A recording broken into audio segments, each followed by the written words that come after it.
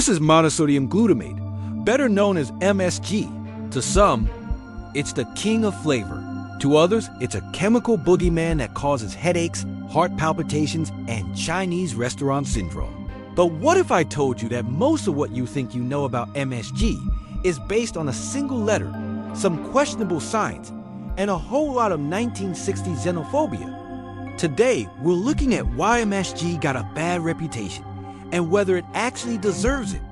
Let's get the science out of the way. MSG is just sodium, salt, and glutamate, an amino acid. Glutamate is what gives us the taste of umami, that savory, meaty oomph that makes your tongue happy. Here's the kicker. Your body doesn't know the difference between the MSG in the shaker and the glutamate naturally found in Parmesan cheese, walnuts, tomatoes, and even breast milk. In fact, a tomato has way more glutamate than a dash of accent seasoning. So why don't people get tomato syndrome? The MSG panic didn't start with a massive lab study.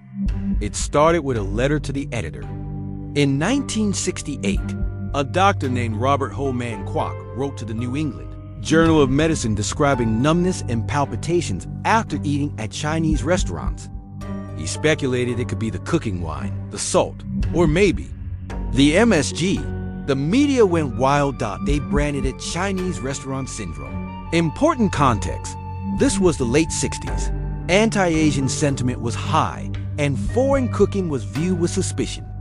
Suddenly, any headache someone got after eating takeout was blamed on MSG, while people happily ate Parmesan-loaded pasta or Kentucky Fried Chicken, which is loaded with MSG, without a second thought. Decades of double-blind studies have tried to find a definitive link between MSG and those syndrome symptoms. The result? The FDA, the World Health Organization, and the European Union all classify MSG as generally recognized as safe, GRAS.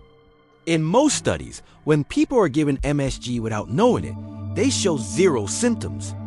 The effect only seems to happen when people know they are eating MSG, which suggests a powerful nocebo effect. That's when you feel sick simply because you expect to feel sick. Here's the irony. MSG might actually be better for you than table salt. MSG contains about 3 times less sodium than table salt. If you replace some of your salt with MSG, you're actually reducing your sodium intake while making the food taste more intense. It's a literal cheat code for heart health that we've been told to fear.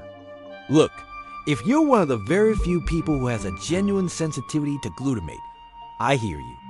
But for the 99% of us, MSG is just a tool to make home cooking taste like a professional kitchen. It's time to move past the 1960s myths and embrace the umami. What do you think? Do you still avoid the king of flavor? Or is there a bottle of accent in your pantry right now? Let me know in the comments. Don't forget to like and subscribe for more deep dives into the science of what we eat. Stay hungry.